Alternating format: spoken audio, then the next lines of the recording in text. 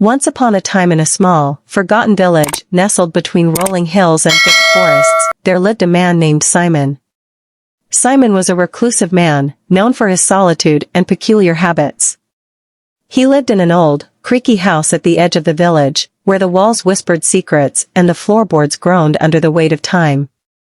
One stormy night, as the wind howled through the trees and rain battered the windows, Simon heard a faint knock at his door. Surprised, he opened it to find a small girl, drenched from head to toe, shivering in the cold. Her eyes were wide, filled with fear and desperation. "Please," she whispered, "let me in." Without hesitation, Simon ushered the girl inside, wrapping her in a warm blanket and sitting her by the fire. She was a delicate thing, with pale skin and hair as dark as midnight. But there was something odd about her, something that made Simon's skin prickle with unease. As the girl warmed up and the color returned to her cheeks, she revealed little about herself.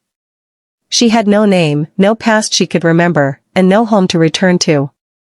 Feeling a strange sense of responsibility, Simon decided to let her stay in the spare room upstairs. He didn't know why, but he felt as though this child had been brought to him for a reason. Days passed, and Simon noticed something strange about the girl. She never ate, never asked for food or water. Yet, she grew healthier by the day, her cheeks rosy, and her eyes bright.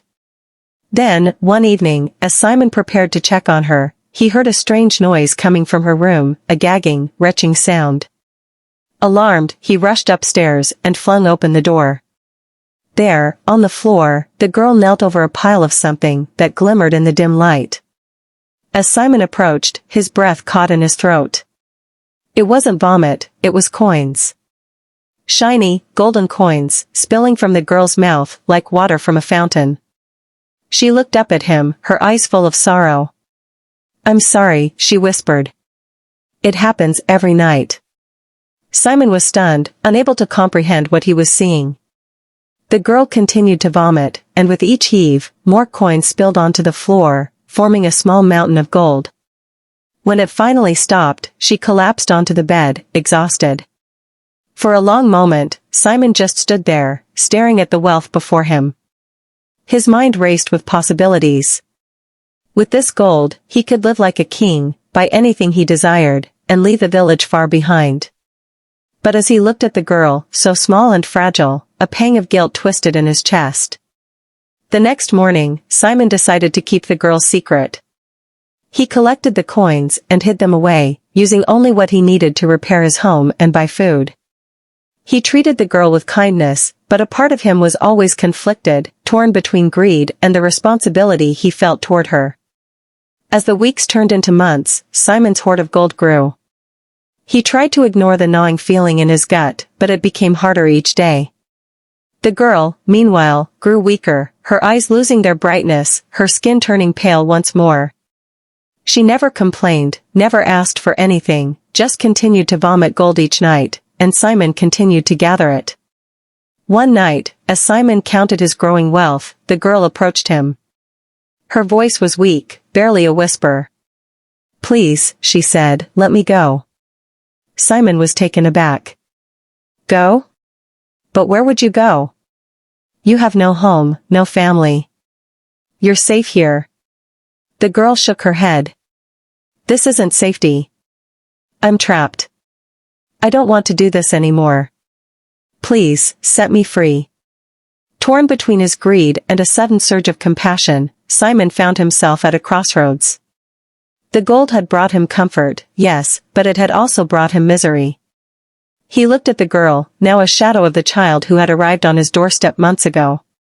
Finally, with a heavy heart, Simon agreed. The next morning, as the sun rose over the hills, Simon took the girl by the hand and led her deep into the forest. They walked until they reached a clearing, where the morning light filtered through the trees, casting a golden glow on the ground. "This is it," the girl said, her voice tinged with relief. "Thank you." Simon watched as the girl took a step forward and, in the blink of an eye, she was gone, vanished into thin air, leaving behind nothing but the whisper of the wind through the trees. Simon stood there for a long time, staring at the spot where she had disappeared, a mixture of sadness and relief washing over him. When he returned home, Simon found that the gold he had hoarded had turned to dust, leaving him with nothing but an empty house and the memories of a strange, mysterious girl who had once brought him both wealth and sorrow. But as he sat by the fire that night, he felt lighter, free from the burden that had weighed on him for so long. And so, Simon lived out his days in peace, never speaking of the girl again, but always remembering the lesson she had taught him about the true cost of greed and the importance of compassion.